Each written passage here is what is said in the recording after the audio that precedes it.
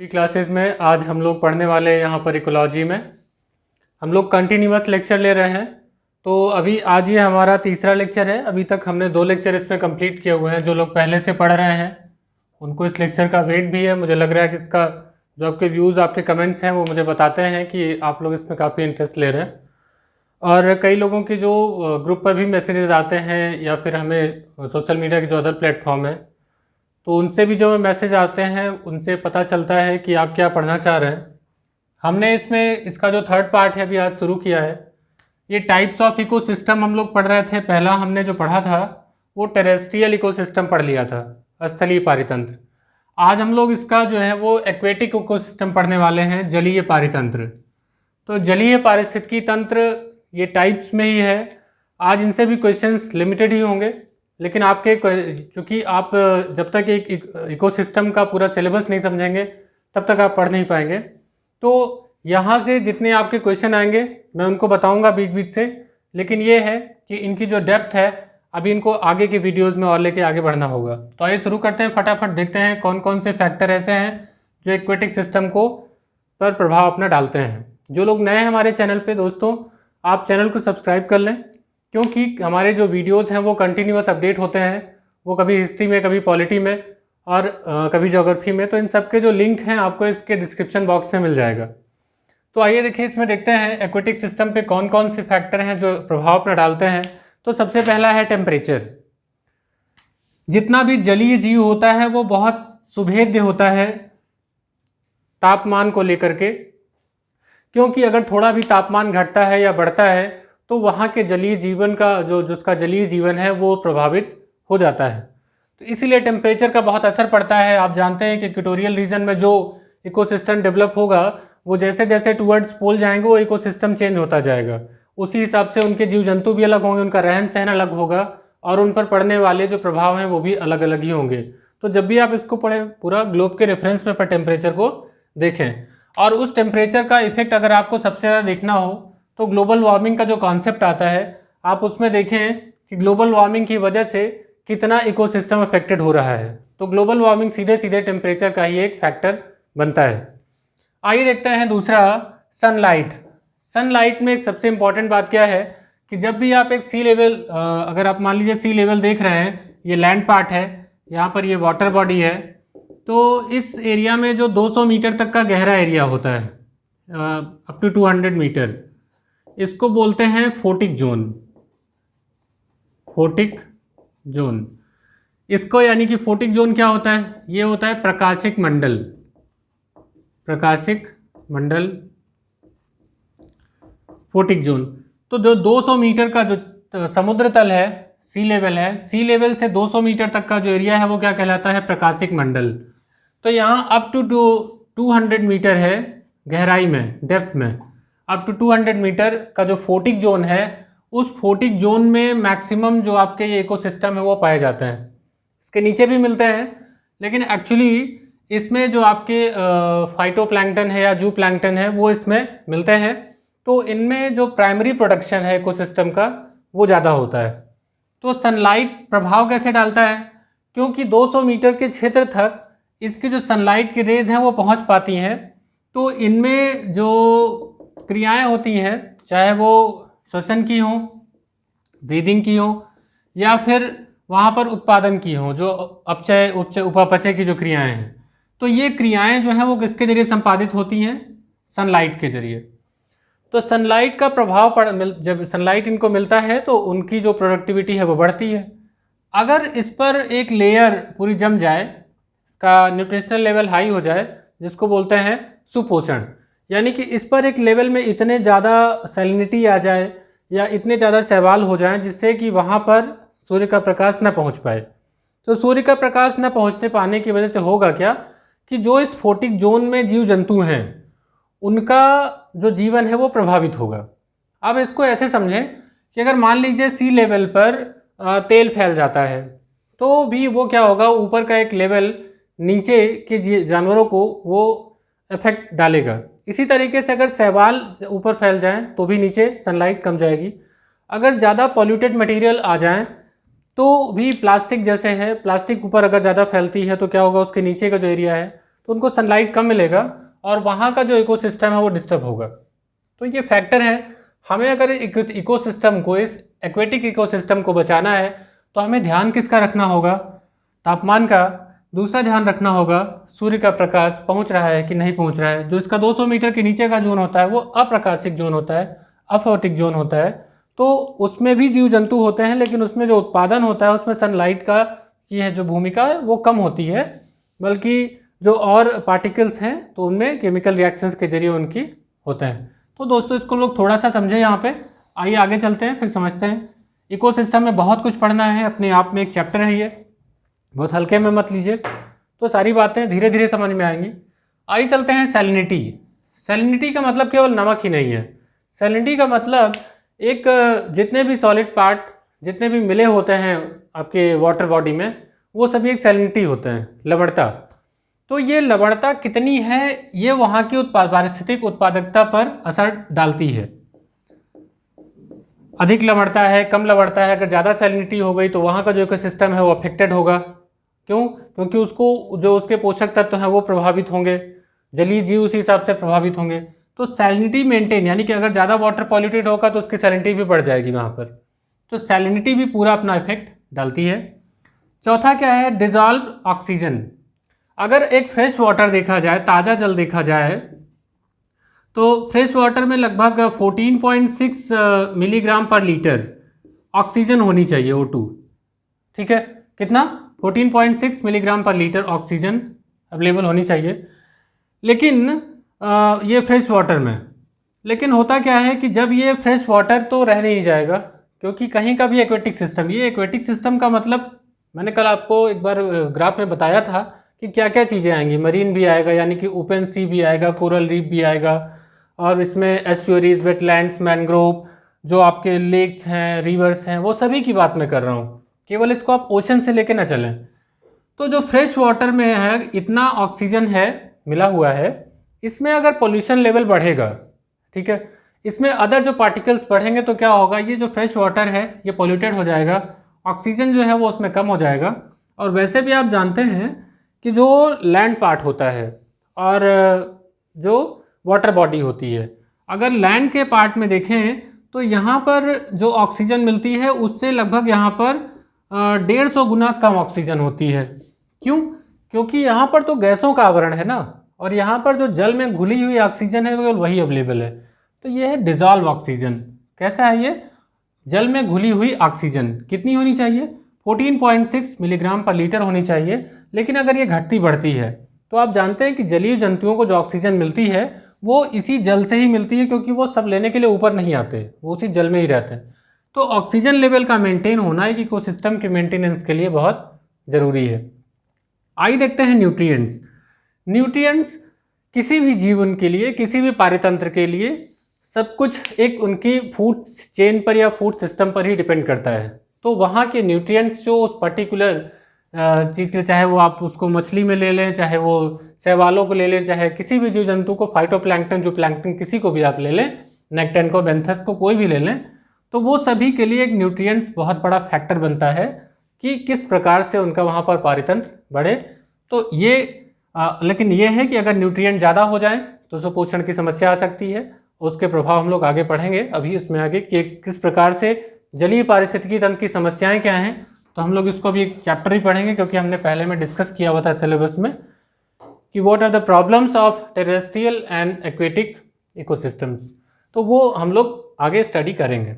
तो अभी रिवीजन करते हैं।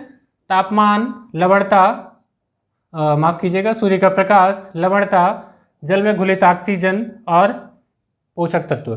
तो ये 5 फैक्टर हैं which are affecting the aquatic ecosystem, मतलब जलीय पारितंत्र।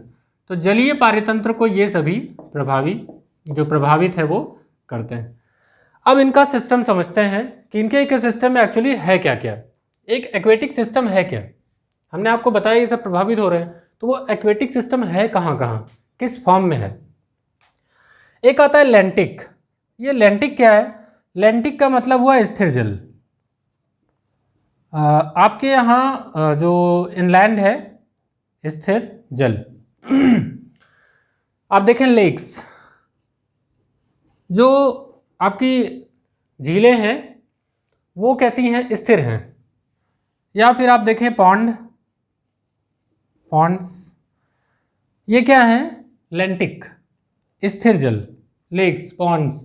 आपसे सीधे डायरेक्टली क्वेश्चन यहां से पुटअप होगा लेंटिक क्या है, लेंटिक क्या है, तो इंग्लिश वर्ड है ये, लेकिन इसको पूछ लिया जाता है लेंटिक और लोटिक।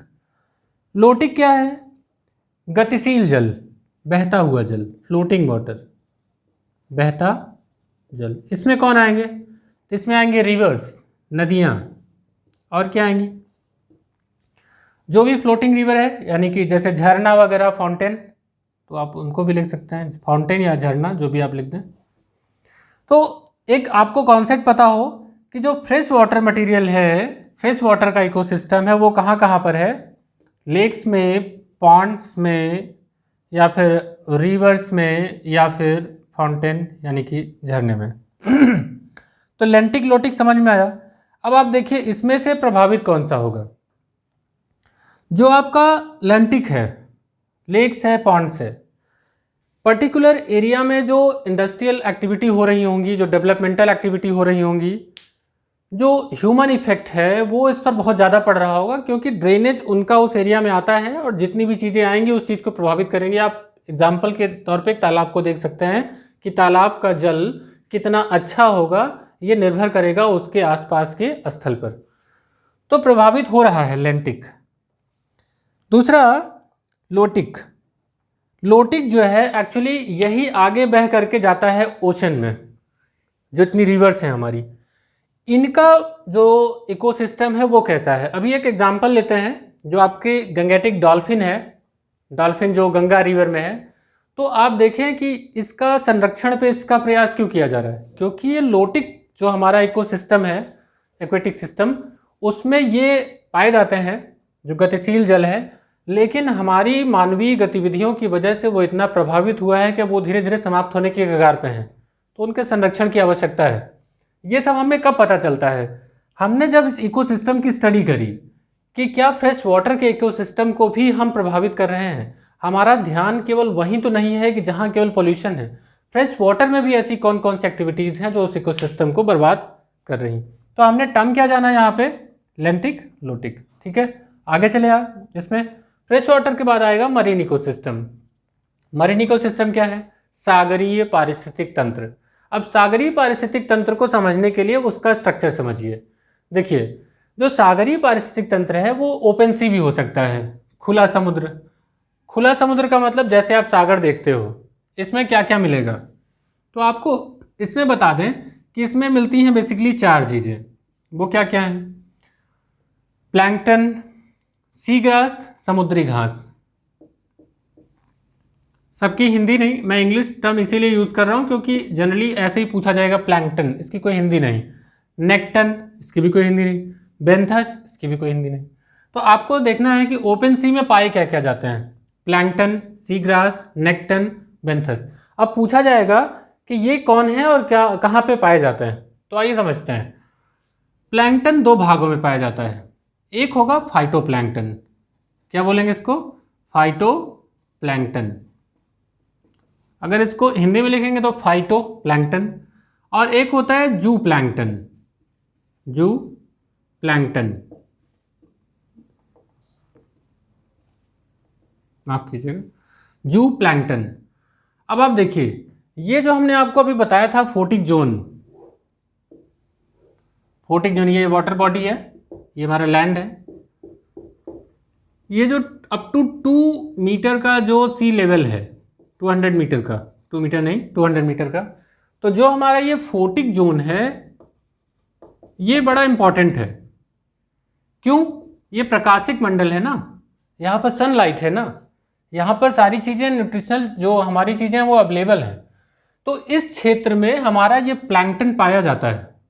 इसमें जो पादप समुदाय होगा, प्लांट किंगडम, जो पादप समुदाय होगा प्लांट, उसे कहेंगे फाइटोप्लैंकटन।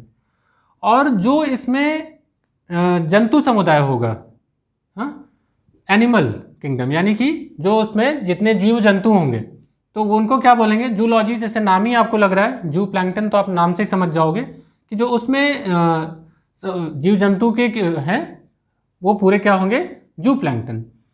तो अब आप देखिए फाइटोप्लैंक्टन क्या हो गया, तो यहाँ पर हो गया ये पादप समुदाय प्लांट, और ये हो गया जंतु समुदाय। ठीक है, आप इसको ऐसे टर्म को याद रखें कि प्लैंक्टन में कौन कौन होंगे, फाइटोप्लैंक्टन, जूप्लैंक्टन। अब इसमें समझने की क्या बात है, इकोसिस्टम में जो फाइटोप्लैंक्टन है ये हो गया प्राथमिक उत्पादक, प्राइमरी प्रोड्यूसर।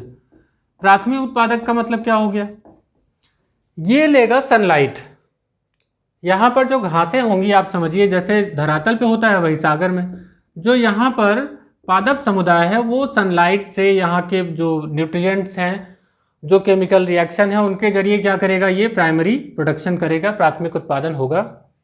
जो इसमें जू प्लैंक्टन होगा, जिसमें जंतु होंगे इनसे, वो क्या करेंगे, अपना भोजन इनसे लेंगे। तो जू प्लैंक्टन डिपेंड किस पर होता है, फाइटोप्लैंक्टन पर। अगर आपने फाइटोप्लैंक्टन को नष्ट किया तो जू प्लैंक्टन अपने आप ही नष्ट हो जाएगा। जैसे कहते हैं ना कि मछली पकड़ना एक तरीके का इकोसिस्टम डिस्टर्ब करना हुआ, लेकिन हमने मछली नहीं पकड़ी, हमने उस तट में कोई बंदरगाह बना दिया, औद्योगिक गतिविधियां कुछ हुई, परमाणु बम के या किसी तरीके की जो मिसाइल प्रक्षेपण है इस तरीके के हमने किए, तो हमने क्या किया, उस क्षेत्र में अपना प्रभाव डाला। अब क्या किया हमने, वहाँ के जो प्लांट किंगडम है फाइटोप्लैंक्टन, उसको नुकसान पहुँचाया। जब किसी के खाने पे ही आप नुकसान पहुँचा देंगे तो जो उस पर निर्भर जो जू किंगडम है, जू प्लैंक्टन है, क्या वो बचेगा, नहीं। तो यही इकोसिस्टम की स्टडी यहाँ पर आपको देखने को मिलेगी। मरीन इकोसिस्टम में फाइटोप्लैंक्टन अपने आप में, जो फाइटोप्लैंक्टन है वो किसको पोषण देता है, जू प्लैंक्टन को। तो इनसे घुमा फिरा के जब आपसे सवाल पूछे जाएंगे तो आप उसको हल करिएगा। इसके बाद देखते हैं सी ग्रास। सी ग्रास क्या है, इसी एरिया में, इससे थोड़ा सा गहराई और इसी को मिला करके ये एक पुष्पीय प्रजाति है सी ग्रास। ये पूरी तरीके से जो यहाँ पे अवसाद होते हैं उनके जरिए पोषण लेती है, जो इसमें केमिकल रिएक्शन होते हैं उनको लेती है। जो कोरल रीफ्स हैं या फिर जो जीव जंतु हैं उनके लिए एक ये सेल्फ का काम करती हैं, एक सिंक का काम करती हैं कि जितना भी मटेरियल आता है उसको ये अपने पास ही इकट्ठा कर लेती हैं। जैसे जो सागर में जितनी चीज़ें चलती रहती हैं तो उनको रुकने के लिए एक बेस चाहिए होता है ना, तो वो कौन देता है, सी ग्रास।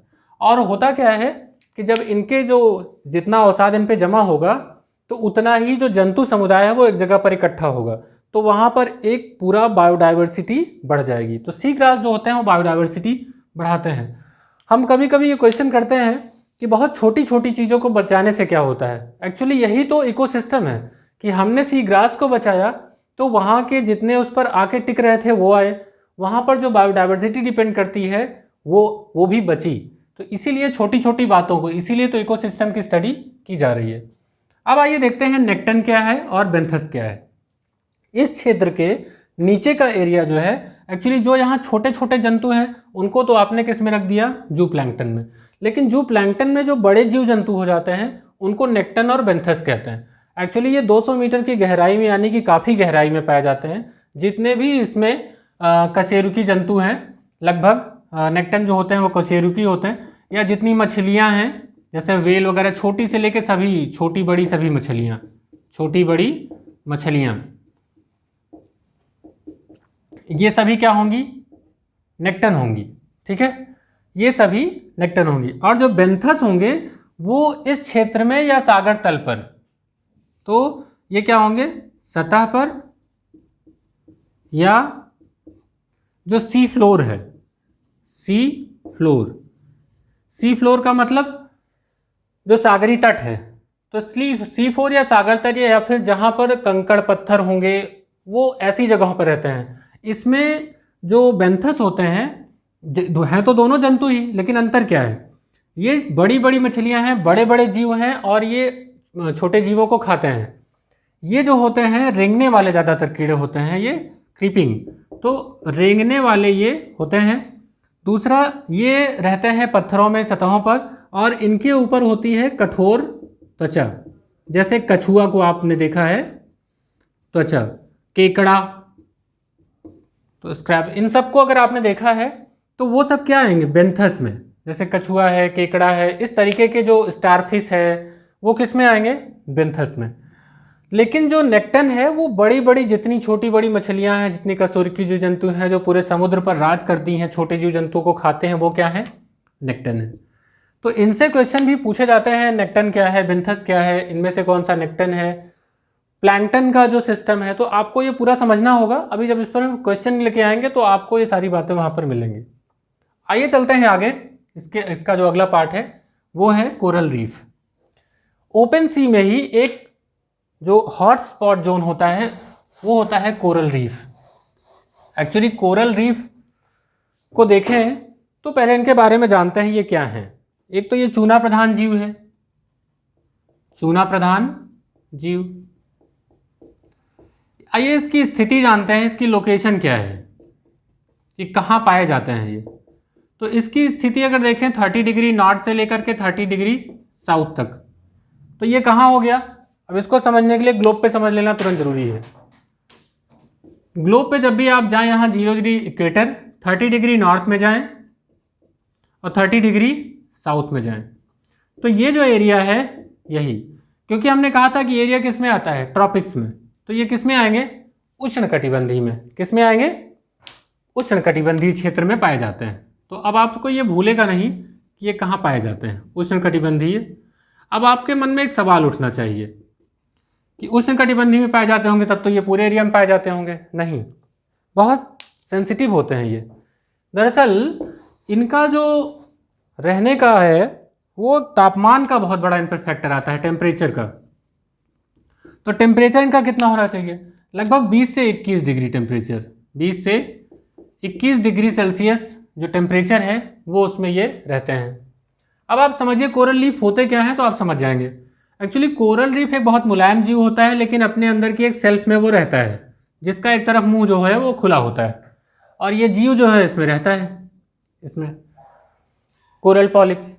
अब होता क्या है कि ये जब मर जाता है तो इसी के ऊपर एक दूसरा, इसको मान लीजिए ऐसे मान लेते हैं, तो इसी के ऊपर दूसरा, तीसरा, ऐसे करते करते ये ढेर सारे जमते चले जाते हैं। जैसे जैसे मरते जाएंगे वैसे वैसे इनके कंकाल पर जमते जाएंगे और ये एक पूरी दीवार खड़ी हो जाती है, कोरल रीफ बन जाती है।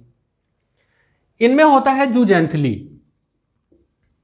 जूजेंथली, जूजेंथली एक सहसंबंध, अभी हम पढ़ाएंगे क्या है ये। तो एक सहसंबंध के साथ जो इनकी है, इनका सहसंबंध के साथ ही रहते हैं, और इनका जो रंग होता है वो जूजेंथली के कारण ही होता है। एग्जाम में पूछा गया है।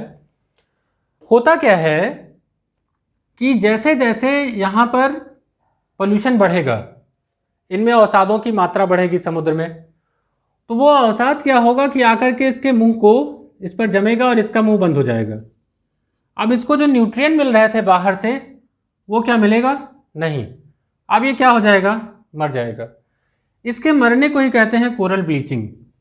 Coral bleaching. एक्चुअली में इसमें होता यह है कि ऐसी परिस्थिति में जो जूजेंथली है वो इसका साथ छोड़ देता है, इसको पोषण नहीं प्राप्त होता है, इसका मुंह बंद हो जाता है, ये रंग, इनका जो रंग है वो बेरंग हो जाता है, रंग इनके समाप्त हो जाते हैं। तो इसके ये क्या कहते हैं, ये कोरल की मृत्यु हो गई। और कोरल की मृत्यु हो गई तो धीरे धीरे ये आवास जो है ये नष्ट होते जाएंगे, और इनके आवास को नष्ट होने की प्रक्रिया क्या कहलाती है? Coral bleaching. ये तो रही इनकी सामान्य जानकारी। अब ये इकोसिस्टम में कैसे इनका क्या बात है वो समझते हैं। इतनी बात समझ में आ गई, इसको इरेज कर देते हैं। फिर देखते हैं इसमें इकोसिस्टम में इनका क्या इफेक्ट है। देखिए, जो कोरल रीफ हैं वास्तव में ये हॉट स्पॉट जोन है, hot spot zone in aquatic, जो पूरा ये है एक्वेटिक इकोसिस्टम, जलीय पारितंत्र में, एक्वेटिक इकोसिस्टम में। क्यों हॉट स्पॉट क्यों है? आप देखिए जहां भी ये प्रवाल हैं, आप भारत में प्रवाल कहाँ हैं? लक्षद्वीप में बहुत सारे एटॉल हैं। आप कहेंगे एटॉल क्या है? तो देखिए अभी कोरल रीफ का मैं पूरा चैप्टर ही आगे पढ़ाऊंगा, इससे बहुत बड़ा चैप्टर है ये कोरल रीफ का, बहुत अच्छे से समझेंगे उसको हम लोग। फिजिकल ज्योग्राफी में आप उसको प्लीज़ देखिएगा जब हम उसको लेकर के आएंगे। अभी उसमें लगभग 22-23 लेक्चर हो गए हैं, अभी उसको हम लोग और आगे कंटिन्यू करेंगे। तो उसमें हम प्रवाल भित्तियों को बहुत अच्छे से आगे पढ़ाएंगे, कोरल रीफ को। अभी सुनते जाइए। तो अभी लक्षद्वीप में, अंडमान निकोबार में, मन्नार की खाड़ी में, इसी तरीके से देखें तो एक इसका जो सबसे बड़ा उदाहरण मिलता है ग्रेट बैरियर रीफ का, वो कहाँ है? तो ऑस्ट्रेलिया के पूर्वी तट पर। तो एक ग्रेट बैरियर रीफ है, बहुत बड़ी है, दुनिया की सबसे बड़ी जो बैरियर रीफ है, कोरल रीफ की दीवार जो है वहीं पर है। ये क्यों हैं? दरअसल जहाँ पर इनका आवास है वहाँ पर ये बहुत सारे मास बायोडाइवर्सिटी के जोन हैं, तो इनका नष्ट होना मतलब उतने जो बायोडाइवर्सिटी है उनका नष्ट हो जाना। एक प्रकार से ये जो जू प्लैंकटन है उनका एक ये आवास बनते हैं, और वो आवास ही अगर नष्ट हो गया तो क्या होगा कि पूरी की पूरी बायोडाइवर्सिटी वहाँ पर नष्ट हो जाएगी, और बायोडाइवर्सिटी नष्ट हो जाएगी तो मैंने आपको बताया कि इकोसिस्टम में सब एक दूसरे से इंटरकनेक्टेड हैं। आप देखेंगे तो जो प्रोड्यूसर है, फिर प्राथमिक उत्पादक है, फिर सेकेंडरी है, फिर टर्शियरी है, मतलब जो चार हमारे जो पोषण स्तर हैं, अगर आपने उसको में से एक को भी डिस्टर्ब किया तो इकोसिस्टम में सब डिस्टर्ब हो जाएगा, और हम भी उसी स्तर के एक भाग हैं, तो हम उससे बचे नहीं रह सकते। तो कोरल रीफ को बचाना, इनके जो बचाने की प्रक्रियाएं हैं, हम लोग इसको आगे पढ़ेंगे। तो आइए इनसे संबंधित क्वेश्चन था मैंने आपको समझा दिया। आइए चलते हैं आगे। Barrier island. बैरियर आइलैंड क्या है? अवरोधक द्वीप। बैरियर मतलब नाम से ही पता चलता है कि जैसे मान लीजिए अगर कोई तट है, तट के पास में ही अगर कोई द्वीप है, लगा हुआ द्वीप आसपास, तो क्या कहेंगे उसको? ये कहेंगे इसको बैरियर आइलैंड। जैसे फ्लोरिडा कोस्ट वगैरह के पास में ये पाए जाते हैं यूएसए में, नॉर्थ अमेरिका में। तो देखिए बैरियर आइलैंड क्या करते हैं? बैरियर आइलैंड, इसको ऐसे समझ लीजिए कि बैरियर आइलैंड समुद्र को, जो आपका मेन लैंड है, जो ज़मीन है, समुद्र के बीच में जब इसकी सागरी धाराएं आती हैं तो उसके पहले एक द्वीप पड़ जाता है। तो होगा क्या? द्वीप जो होता है वो सराउंडेड बाय वाटर, तो एक जो पानी का जो क्षेत्र है वो इधर बीच में रह जाता है और इधर, तो शांत क्षेत्र में यहाँ पर बायोडाइवर्सिटी काफ़ी डेवलप हो जाती है। तो इस क्षेत्र का एक इकोसिस्टम ही डेवलप हो जाता है। क्यों? क्योंकि जो इस क्षेत्र के बीच में यहाँ पर होंगे, जो ये क्षेत्र, होगा क्या कि इस एरिया में जो समुद्र के बाहरी जो प्रवाह है, बाकी जो एरिया में जो प्रभाव पड़ रहे हैं वो इस एरिया में कम पड़ेंगे, थोड़ा सेफ होगा। तो इस क्षेत्र में जो इकोसिस्टम डेवलप होगा वो कैसे हम लोग स्टडी करेंगे उसकी? बैरियर आइलैंड की। क्यों? क्योंकि ये द्वीप क्या कर रहा है कि अवरोध का काम कर रहा है, इसीलिए इसके आसपास का जो होगा एरिया एक तरीके का ये जो जल और स्थल है उनके मिलने की एक जगह को दर्शाते हैं। तो एक होता है ये बैरियर आइलैंड। अभी एक बार रिवाइज कर लेते हैं, बहुत ज़्यादा हो गया है। हमारे 3 कैटेगरी हम लोग को पढ़नी है यहाँ पे: fresh water, marine ecosystem, transitional ecosystem. Fresh water में हमने 2 देखा, लेंटिक लोटिक। मरीन में हमने देखे यहाँ पर 4, माफ़ कीजिएगा, मरीन में 4, हाँ, कौन कौन से? ओपन सी, कोरल रीफ, बैरियर आइलैंड, और चौथा है शोर लाइन्स। तो ये 4 पढ़ेंगे, उसके बाद आएंगे ट्रांजिशनल इकोसिस्टम में। शोर लाइन्स क्या हैं? ये हैं तटीय क्षेत्र। तटीय क्षेत्र कैसे? जितने भी आपके कोस्टल एरिया हैं वो समुद्र के अलावा उनका एक होगा, बेलांचली धाराएं यहाँ पर कंटिन्यूसली आती रहती हैं। इनको low tide zone, high tide zone, middle tide zone, ज्वार के आधार पर, उनकी ऊंचाई के आधार पर इन क्षेत्रों को बांटा जाता है, और उनके जो कहीं पर डेल्टा होगा, कहीं पर एस्चुअरी होगी। तो इस तरीके के जो क्षेत्र हैं, उन क्षेत्रों में जो जैव विविधता पाई जाती है उनका एक अपना, कुछ मैनग्रोव फॉरेस्ट भी हैं, तो उनका अपना एक तटीय क्षेत्रों में इकोसिस्टम डेवलप होता है। तो ऐसे जो हैं हमारे शोर लाइन। तो आपने देखा मरीन इकोसिस्टम में कितने जगह अलग अलग तरीके के इकोसिस्टम पाए जाते हैं। आइए आगे चलते हैं ट्रांजिशनल इकोसिस्टम में। ट्रांजिशनल इकोसिस्टम क्या है? संक्रमणकालीन। संक्रमणकालीन से नाम ही लग रहा है कि यहाँ पर एक दूसरे का ट्रांजिशन, संक्रमण होता रहेगा। पहले देखते हैं एस्चुअरी। क्या है एस्चुअरी? एस्चुअरी देखें अगर आप, तो नर्मदा और तापी 2 नदियां हैं यहाँ पर, माही, लूनी, ये क्या बनाती हैं? एस्चुअरी बनाती हैं। अब ये एस्चुअरी है क्या? जो नदियां बिना डेल्टा बनाए सीधे समुद्र में मिल जाती हैं, वो क्षेत्र क्या कहलाता है? वो क्या, उसको क्या कहते हैं? एस्चुअरी। वो एस्चुअरी का निर्माण करती हैं। एक्चुअली यहाँ पर जितना अवसाद जमा होता है, जैसे यहाँ गंगा का डेल्टा है, तो ये डेल्टा है, जितनी पूर्वी भारत की नदियाँ हैं वो लगभग डेल्टा बनाती हैं, और जितनी पश्चिमी भारत की नदियाँ हैं वो क्या बनाती हैं? एस्चुअरी बनाती हैं। एस्चुअरी में यहाँ जो न्यूट्रिएंट्स हैं वो तो अवेलेबल होते हैं, लेकिन जितना ये अवसाद ला के जमा करती हैं, डेल्टा बनाती हैं, वो यहाँ नहीं होता है। तो यहाँ होता ये है कि एक बहुत छोटे जोन में ही आप देखें तो जो उसकी सैलिनिटी है वो 5 पीपीटी से लेकर के 35 पीपीटी, एक्चुअली जो फ्रेश वाटर की जो सैलिनिटी पाई जाती है वो 5 पीपीटी के आसपास होती है, और जो ओशन वाटर की सैलिनिटी होती है वो 35 पीपीटी के आसपास पाई जाती है। तो इन दोनों के बीच में ये होता है, तो एक अलग तरीके का इकोसिस्टम डेवलप होता है एस्चुअरीज में।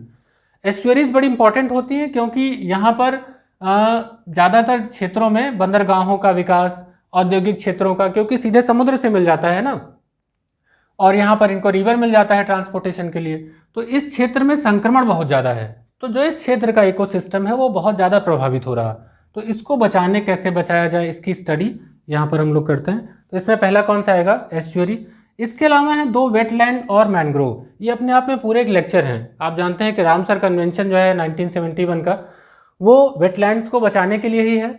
इसी तरीके से मैनग्रोव फॉरेस्ट जो है, जितने भी कोस्ट लाइन में फॉरेस्ट पाए जाते हैं दलदली क्षेत्रों में, वो सभी जो हैं ये साल्ट वाटर में, ये सभी क्या कहलाते हैं? मैनग्रोव। और वेटलैंड्स, तो वेटलैंड की एक अच्छी खासी लिस्ट है, इसको हम लोग अलग से एक टॉपिक में पढ़ेंगे कि कौन कौन से वेटलैंड है, कौन कौन से मैनग्रोव कहाँ पे पाए जाते हैं, क्योंकि इनसे क्वेश्चन बहुत आते हैं, ये मोस्ट इंपॉर्टेंट हैं। इसको हम लोग अपने एक लेक्चर में कंक्लूड करेंगे, इसलिए इनको बिल्कुल परेशान मत होइए, क्योंकि इनके बीच से क्वेश्चन आते हैं, डेप्थ से क्वेश्चन आते हैं। तो हम लोग पढ़ेंगे कि वेटलैंड पे क्या रूल है, वेटलैंड कहाँ कहाँ पर है, क्योंकि इनलैंड भी होता है, ऑफशोर भी होता है, और बाकी एक्वेटिक जितना सिस्टम है उन कई जगह पर वेटलैंड पाए जाते हैं। तो उनकी डेफिनेशन क्या है, कौन कौन से, डायरेक्टली क्वेश्चन पूछा जाता है कि इनमें से कौन सा वेटलैंड है, तो वो आप बता पाएँ। मैनग्रोव में पूछा जाएगा इनकी लोकेशन, इनके अफेक्टिंग फैक्टर्स, तो इनको हम लोग अलग से पढ़ेंगे। तो दोस्तों, अगर आपको ये वीडियो पसंद आ रहा है तो लाइक करें, अपने दोस्तों के साथ शेयर करें, और आपने अभी तक इस चैनल को सब्सक्राइब नहीं किया है तो लेट मत होइए, क्योंकि क्लासेस कंटिन्यूअस अपलोड हो रही हैं। पढ़ते रहिए, एंजॉय करिए, आपके एग्जाम में जो क्वेश्चंस आएंगे वो बहुत अच्छे से हल होंगे। जो आपका इकोसिस्टम है, इकोलॉजी का। तो मिलते हैं अगले लेक्चर में इसका अगला टॉपिक लेकर के। पढ़ते रहिए, स्वस्थ रहिए। Good bye.